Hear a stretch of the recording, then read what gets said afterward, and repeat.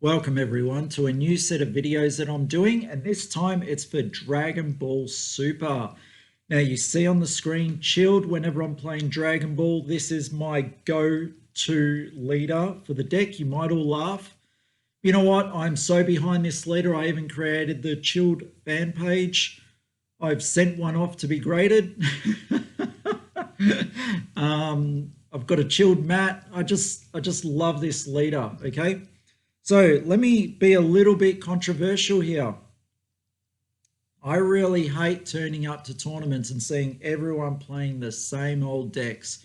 You know, all your Vegex players, all you with your family Kamehameha decks, or, you know, any of those decks where you net deck it and you play, you go there merely to win. You don't enjoy the game. Like, where has the game got to where you don't create the deck and come up with something new? And that's what Chilled is all about. That's why I love this guy. And you know what? He's stood the test of time, not because he's a crap leader, it's because no one's really using him. Like every other aggro deck that you see out there is usually broken.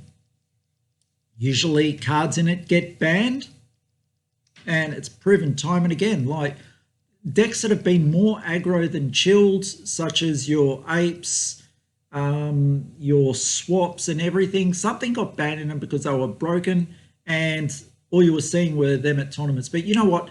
This guy is just as aggro as all of them, but he's a lot fairer, which means that there's nothing broken about him, and you can have a really good time and surprise a lot of people. And that's what we're going to go through in this video. So if I've offended a few people, good. Maybe it will make you start using your noggin out here and stop being a pilot and start thinking about different deck ideas, because that's what the game should be about. It shouldn't just be about that one deck that you see at a tournament. It should be about a range of decks. I would love to see a top 8 with all 8 being different decks. That would be fantastic. We might be there, we might not be. Who knows? I've been told we're in a GOAT format. You know what? The GOAT format doesn't have Chilled in the top 8. I'm hoping to change that when we can start playing again, but who knows? We'll see how we go. So Chilled, if you don't know him, he's been there at the back of like your card list, even if you've got a Chilled left in your like collection. When this card attacks, play one Chilled army token, and they have 10,000 power they can't be comboed with. When your life is at 6 or less, you may draw 2 cards and flip this card over. So he is a draw leader, and he's exactly the same on the other side, except he still retains 10k, but during the turn he gains 5k power.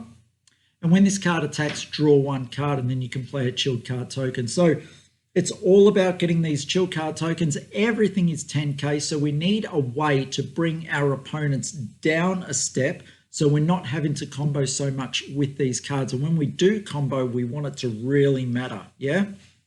So let's take a look at the deck that I've put together for this.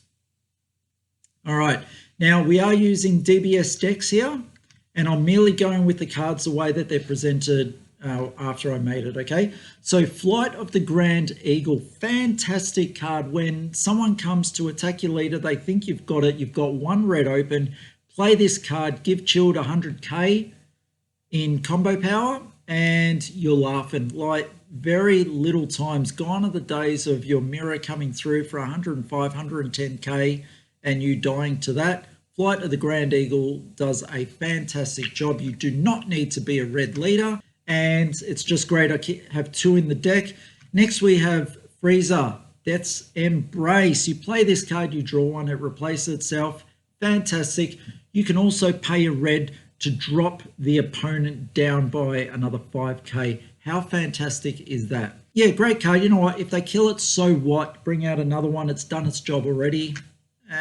Usually I just have it there as a threat. I don't find I use it that much, but I do use it for the card draw, because the deck revolves around minimizing what's in the deck, getting everything out of it, because as other people say, deck thinning is deck winning. So I totally believe in that. All right, we've got Weezer, the Spectator, just used for energy.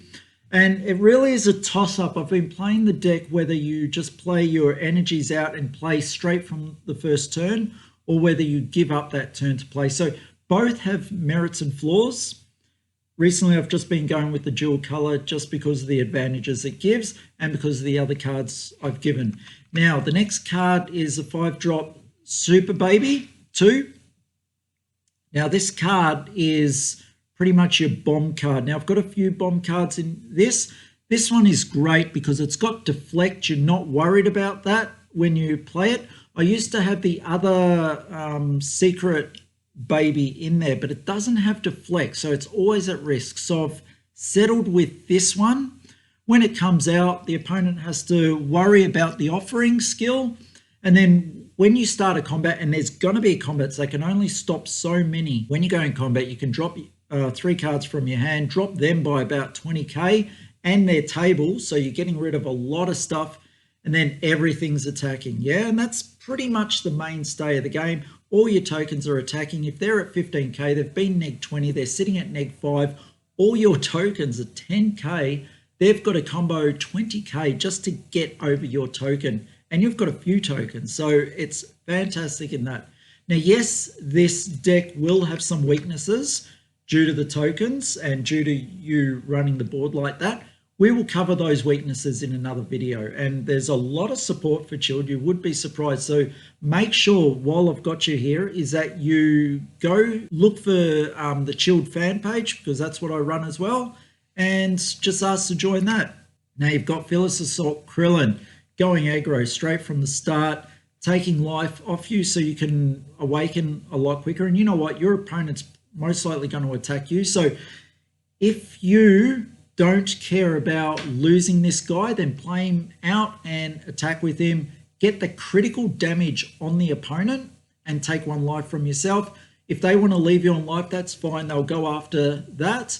Or you just don't attack with anything other than your leader, forcing your opponent to maybe come across and hit you. But you know what? If you get some of these in hand, you'll be awaking yourself at 6 anyway. So Flying Nimbus, got 3 of them in the deck over here. Now, there's a toss-up between how many of each you should have. I've gone with Flying Nimbus because it does cost you another card out of hand, but it does stop all the combats that are coming through that the opponent might have. I found this to be very good, and it really frustrates my opponent with the amount of cancel combats that you have. Master Roshi out there, I've taken 4 of him because he can be used as a combo as well, or he could be used just to piff for the Flying Nimbus. So it's up to you.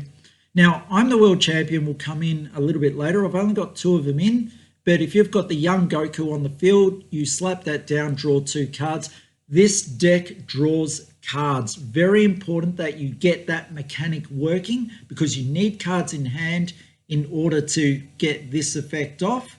Yes, you may be drawing from the offering if the opponent doesn't want to take crit his own life. But cards like this and the draw rate will really help your game plan to get the cards in hand and have a wide variety of things to play, especially to combo. Because when it comes to it, you will need to combo in order to finish off the game. So, got the Master Roshis in there. Pan Natural Fighter, what a fantastic card. Now, if I can read this card, if it's not too small, when you combo with this card, choose one of your skillless battle cards and they can get critical. Now you can give them, I think it's blocker, but I only use this for the critical. They get an extra 5k, so they're coming out with 10k, making them 20k with critical. That is crazy. Remember, you have not paid for these tokens. You've merely attacked with your 10k leader, got on a token, you attack with your token, play a Pan Natural Fighter. Oh my goodness, they're coming through for a critical. It's great. Now the next one I've got in there is SS3 Son Goku, The Last Straw. It's always good to have a double striker, especially late in game. They will not expect it. You're at about turn 4 or 5 in the game. Maybe your bomb hasn't gone off. They're sitting on 2 life. They've seen everything else. You play this for 1.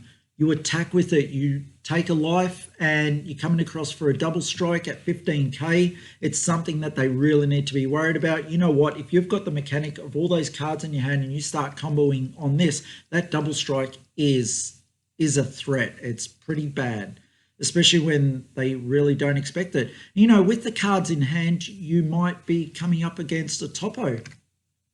Now, after they've played Topo, they've done their whole aspect that you're not going to attack again. But if you've got the cards in hand, you might throw out for this double strike to come through and then combo the rest of your hand for game. Who knows? It could happen.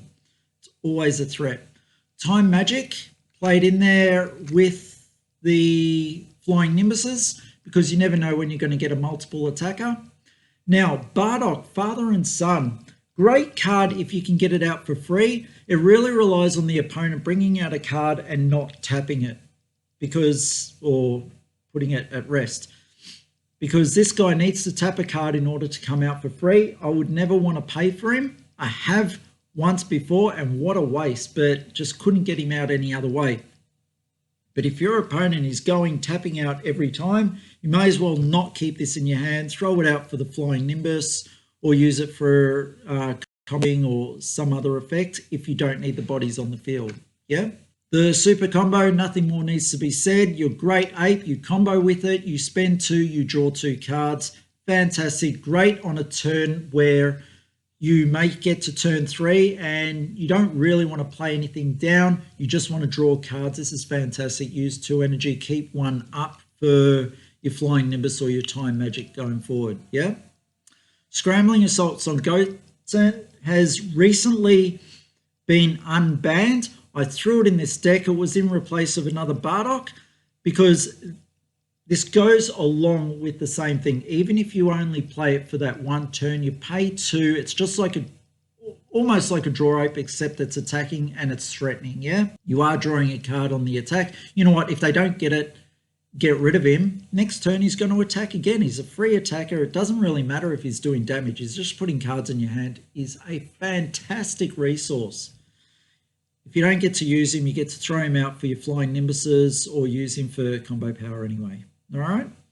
Swift Retaliation Cooler. No one really expects this guy to come out. He's fantastic. Even if I've got him in my hand, I try not to show him because right near late game, this has won me games, people. Swift Retaliation Cooler is fantastic. Gets cards in your hand, stops them from stopping your attacks. Fantastic. I cannot stop in saying how good this card is. You need it in the deck. 2 of is perfect. You will see it enough. Now, the Son Goku, The Adventure Begins, and the 4-star balls are in there to thin the deck. That's all they're there for, and to provide the combo power. Son Goku, or you using your 4-star balls for that extra 5 or 10k, especially with your tokens. Use it on your token, get the 10k when you do not have Pan Natural Fighter in your hand. You can use it. They cannot be stacked on top of each other because this one can only be used on a 10k and this has to be used on the skillless as well for the 10, or I believe it's 10k if I can read that. Don't go stacking them on each other, but it gives you extra combo power and Son Goku just gets them back out of the deck. Now, I have experimented with playing with more, but I don't feel that you needed much more in that. The deck was made and it's pretty tight as it is with only 4 in mind and everything else you really need to get functioning with it. Deck thinning is deck winning and that's where these cards really come into it. You can't use the ability to get out a skillless battle card with this because you're not playing a black leader. All right. And finally, my extra bomb card. They don't expect it. Black Smoke Dragon. You got enough cards in your drop, you get this out, you take the cards out of their hand, and then you come out with all your attacks. Fantastic, no one expects it. I replaced the baby SCR with this, and there'll be a future video with best cards to use in the chilled deck. That's really all I had in regards to the chilled deck that was running, and I'm yet to update it. No Unisync cards in it yet. It sits at about 51 cards. I do want to put it to 50, and that's as simple as getting rid of the Bardock. Really interested in your thoughts on that. Put it in the comments. If you want to see more of this or see what the discussions are going on in regards to Chilled, get onto the Chilled fan page and let us know what your thoughts are. Like I said, put it in the comments, put it on the fan page, see how we go, and stay tuned for more videos. Hit the subscribe on the channel and more of these will be coming out. I hope to get at least once a week out. If I can get these out twice a week, even better. No doubt this is going to cause more discussion on the threads. So yeah, Have a great one, guys, and see you on the next video.